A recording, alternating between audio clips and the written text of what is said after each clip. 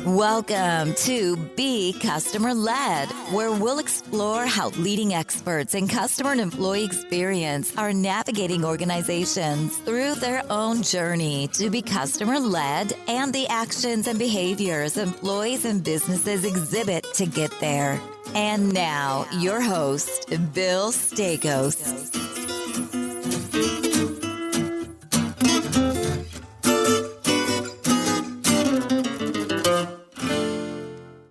Hey, everybody. Welcome back to another week of Be Customer-Led.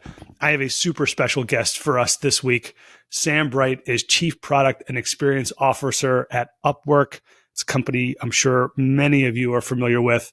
Sam leads a team of over 800 people globally distributed across product, design, user experience, user research, talent, customer experience, community management, new business, trust, safety. It's an incredible team, an incredible thing that Sam is building and pulling together. Sam, thanks so much for being on Be Customer-Led. Thanks so much for having me. I'm really looking forward to our conversation.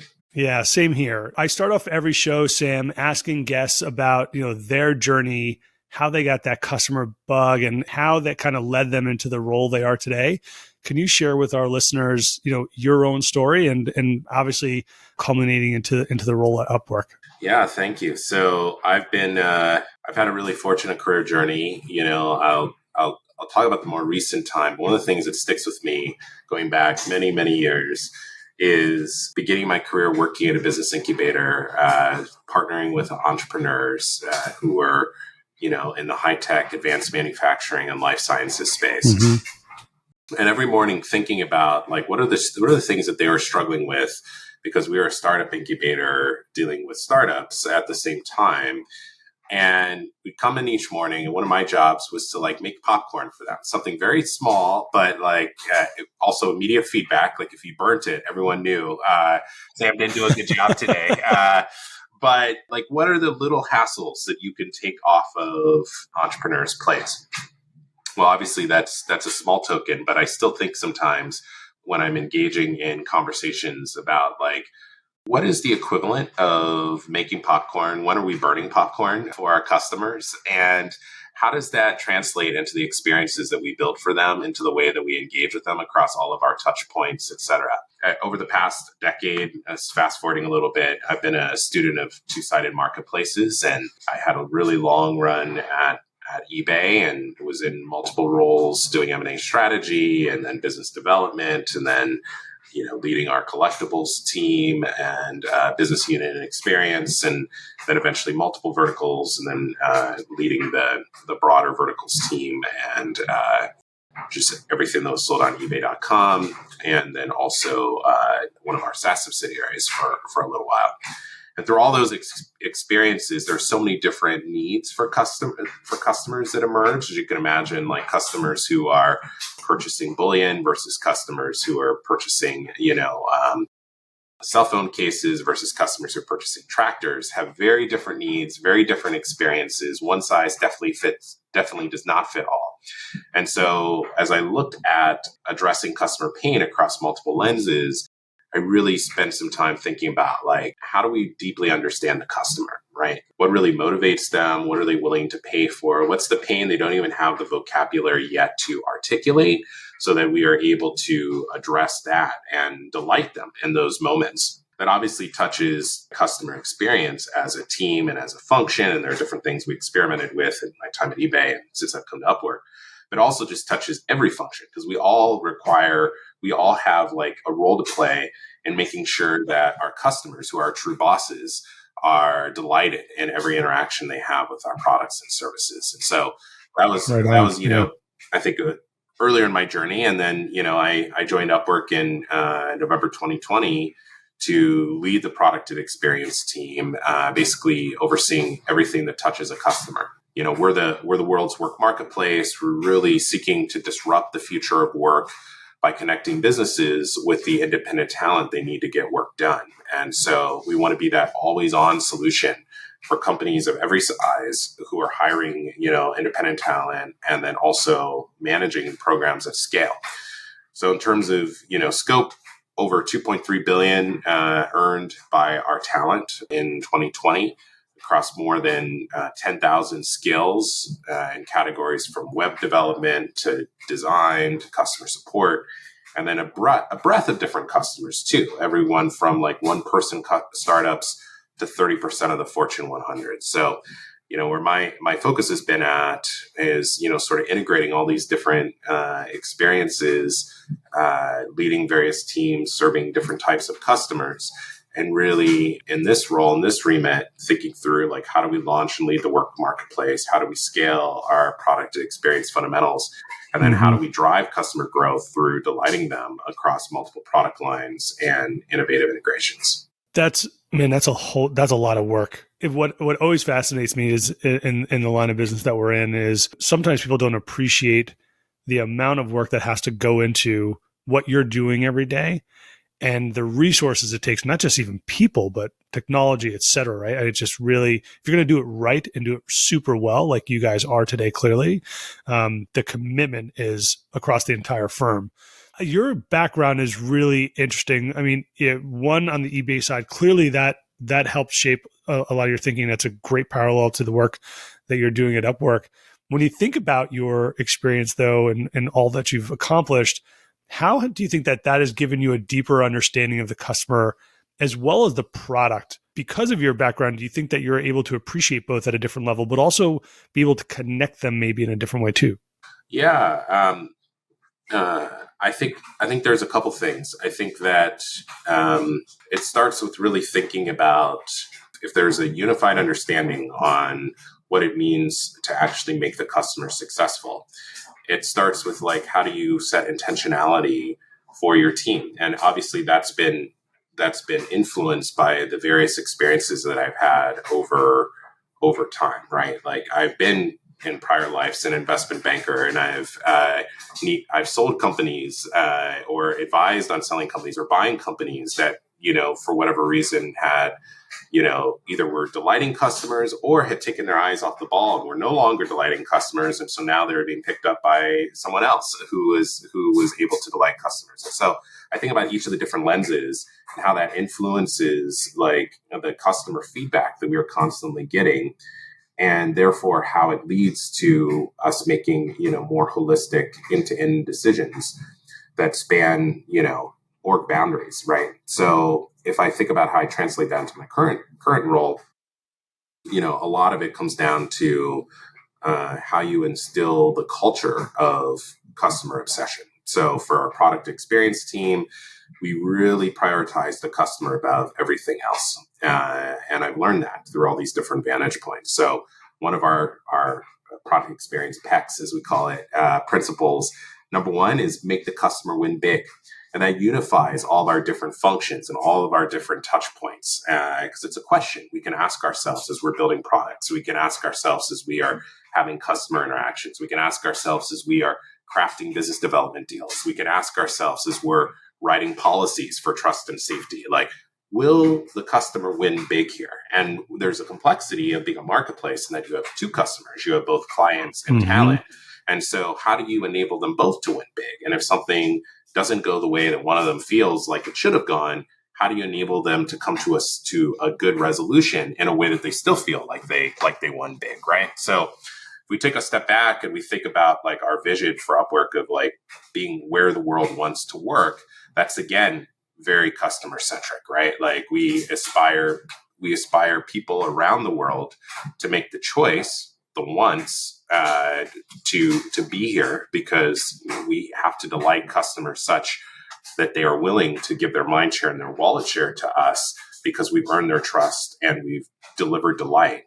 And then work, like even as work evolves, we are constantly racing to stay ahead and anticipate and deliver in advance of customer expectations, right? So whether it comes from my time working with startups at the Business Incubator or advising CIOs at Forrester or engaging with, C-suite leaders as we were thinking about which companies would be bought or sold and how they engage with customers, or the different vantage points and functions at eBay, even as we were thinking about how to deliver and build vertical experiences, like all of those different skill sets or experiences or interactions all are just different lenses on how do you interact with the ultimate boss, who's the customer. And so that then gives us insight and certainly plenty of skin knees and learnings to hopefully try to integrate as we're working through things at UpWork. I love the win big mantra. I've never heard that before. And there's something about that is a little bit more outside of even using the product, right? It's helping individuals or the hires or the workers kind of thrive in their life, right? If you win big anywhere, it's not just a work thing. It's also bleeds into your personal space as well. And I know that obviously UpWork is changing people's lives in a number of different ways.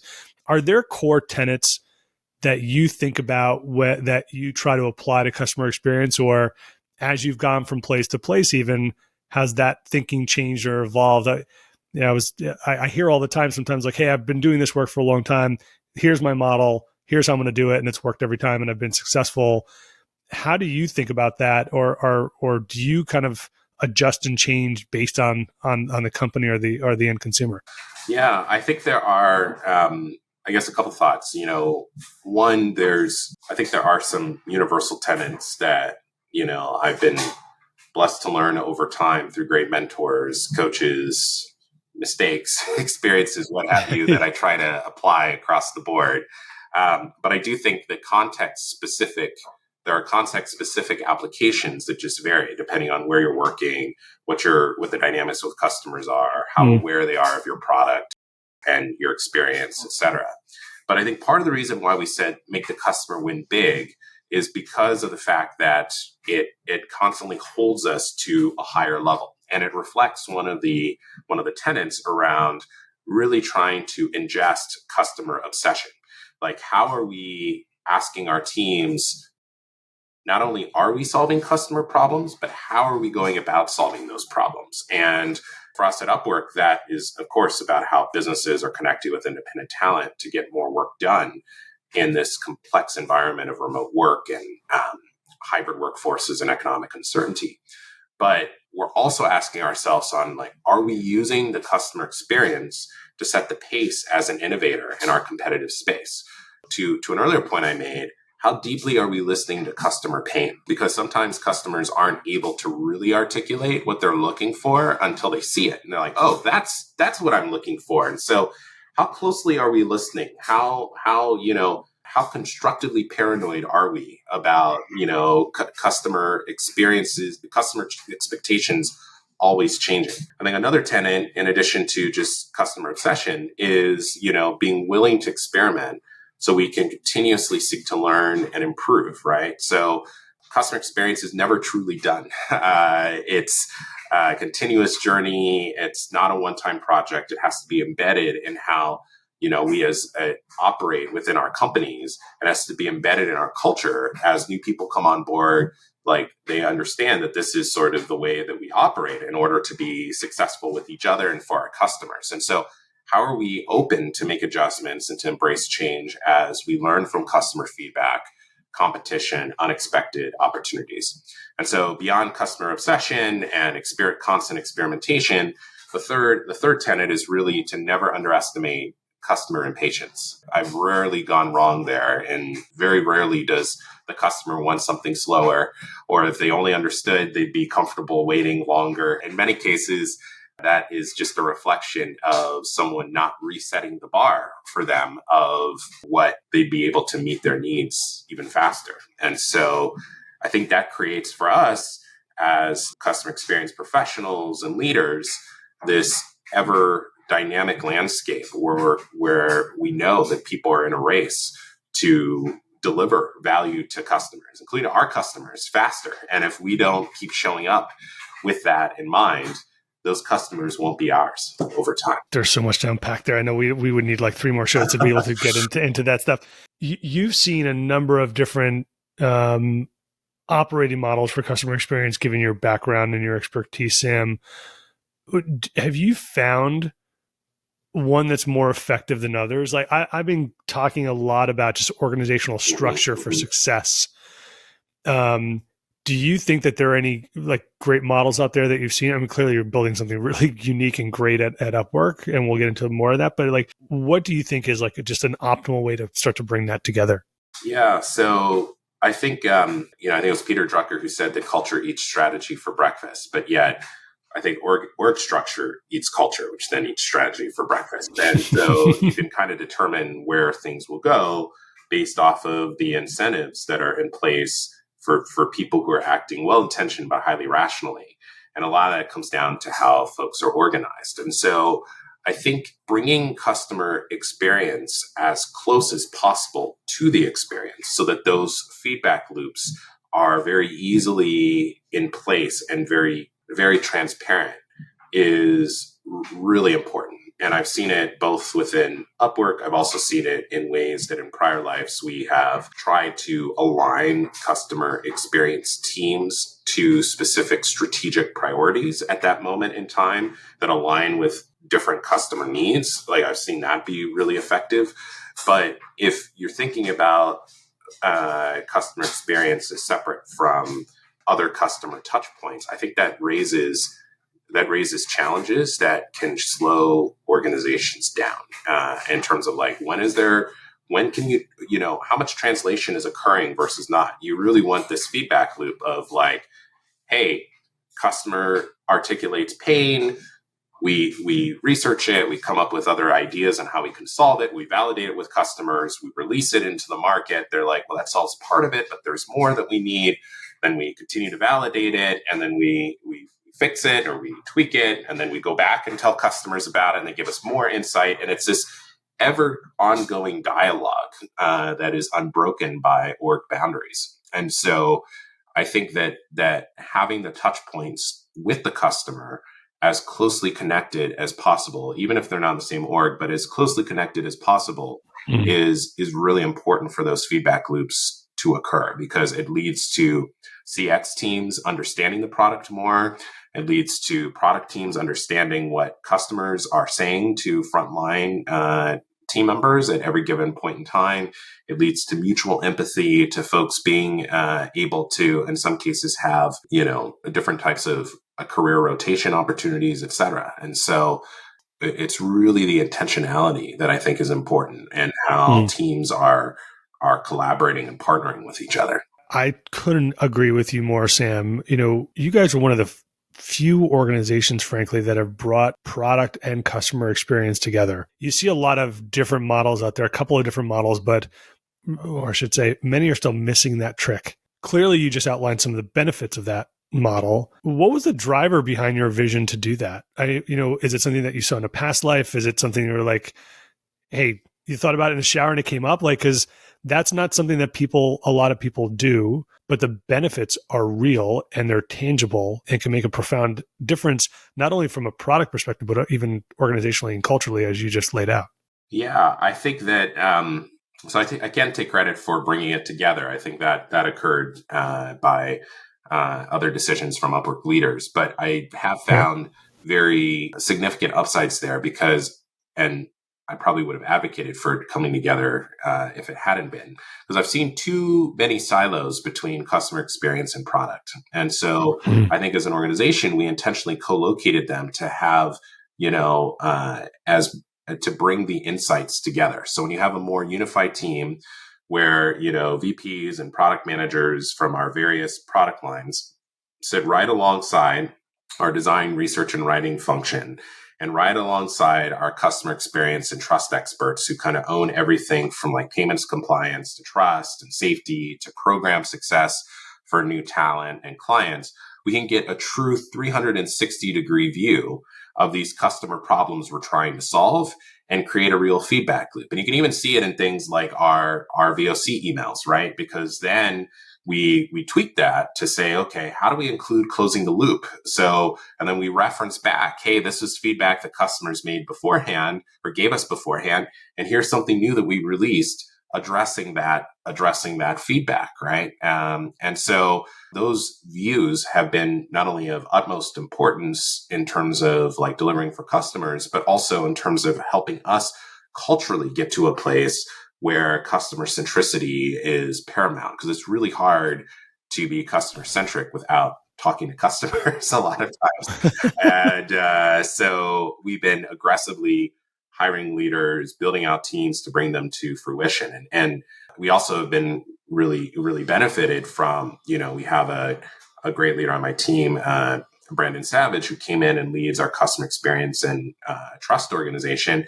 And he had previously led product teams in the past before migrating into customer experience. And so he brings this perspective that is really helpful in kind of like educating our customer experience teams on how product teams tend to think, and also enabling being able to communicate the customer experience needs with our product teams while sitting all within the same organization. So under his leadership, we can already see some of the benefits that are occurring from that. I expect we'll see more over time as that progresses. Very, very cool.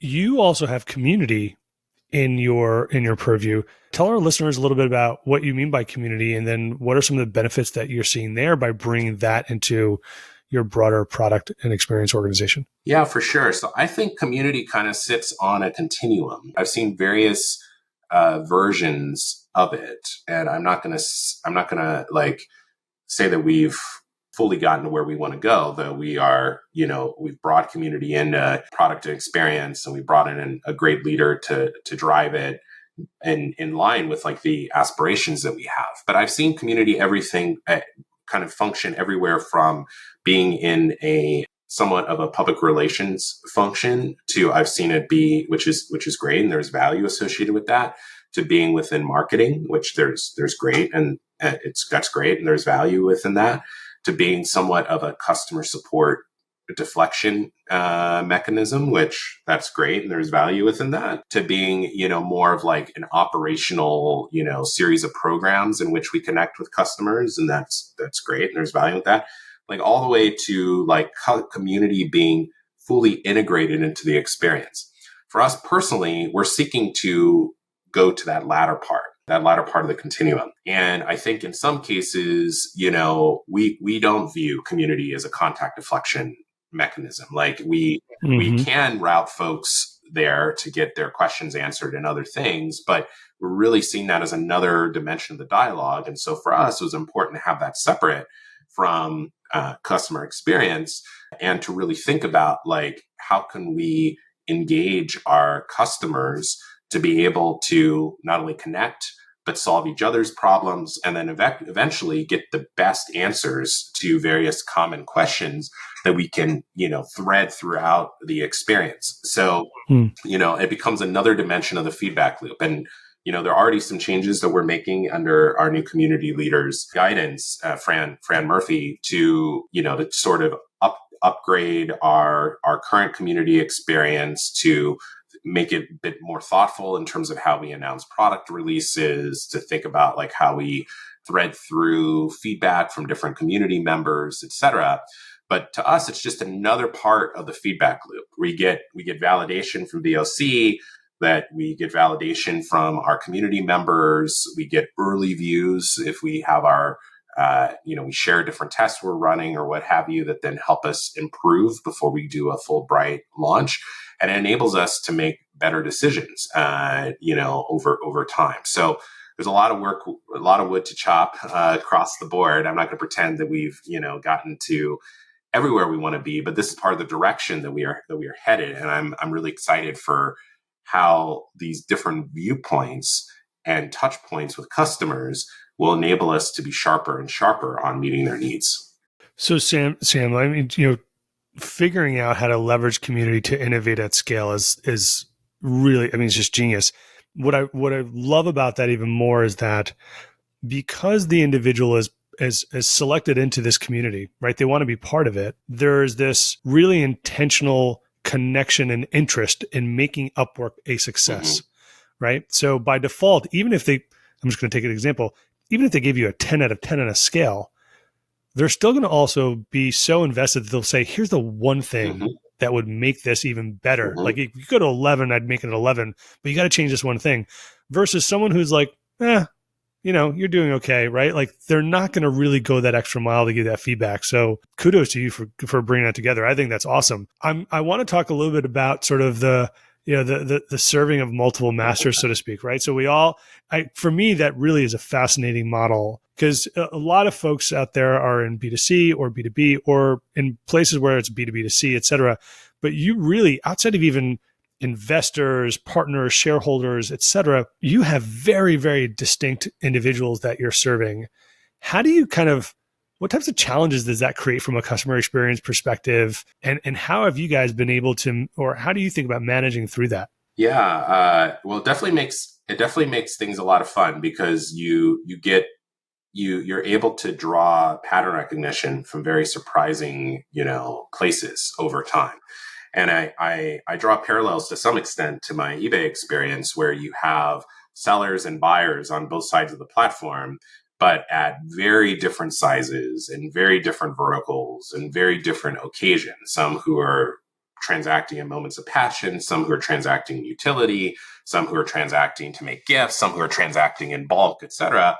And so the challenge from a customer experience perspective is to try to ascertain what the driver is of that particular customer engaging, either selling or buying, and then being able to partner with them. Well, at UpWork, there's even more complexity in some regards, in terms of you've got consumer and enterprise, and in terms of customer segments, and on the client side, and then you've got everyone from freelancers to agencies.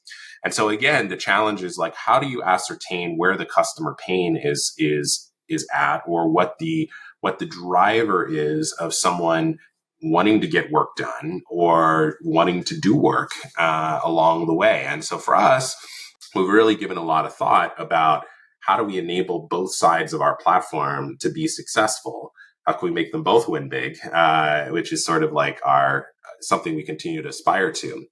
And so for us, that meant launching a Leading the Work marketplace, which meant that we went from offering a single product line, which is our crown jewel talent marketplace, post and hire, to being a multiple product line company, and adding, new product lines like Project Catalog for like browse and buy, pre-scoped upfront price projects, or Talent Scout for like more low domain, complex work, clients to connect with better talent, or our enterprise suite that speaks to specific use cases there, or payroll, or bring your own talent, or direct contracts. Like, there are all these different product lines that we realized had different resonance for the variety of customer segments that we had, and enabled us to say, okay, well, this is how we're going to not take a one size fits all approach, but really say, okay, these are the pain points that we can leverage the scale of our marketplace to solve in a very dedicated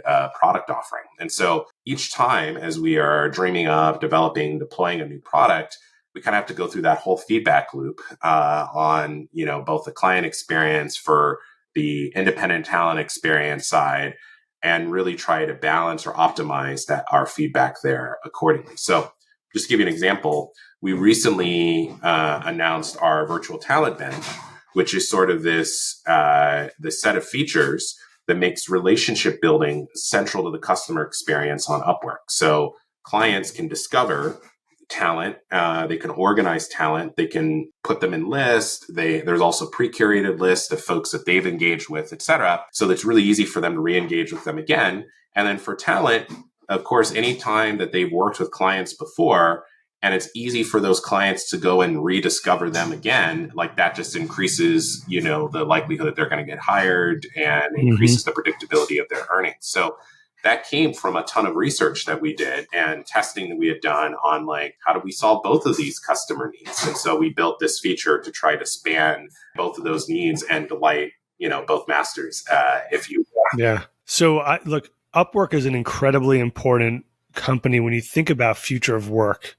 I know your company's played an incredible role through the pandemic, even in helping people find new opportunities. My perspective, at least, is that we'll continue to play a key role in how work is even reshaping, being redefined. How do you think customer experience needs to shift and maybe redefine as we think about future work? Because there's so much conversation out there, right? CX is dead or it's dying, blah, blah. I'm curious to hear your perspective on how you think the discipline or the practice might evolve. Certainly, you guys are doing amazing things, bringing product, et cetera, together. Very different than others. What do you see the evolution happening?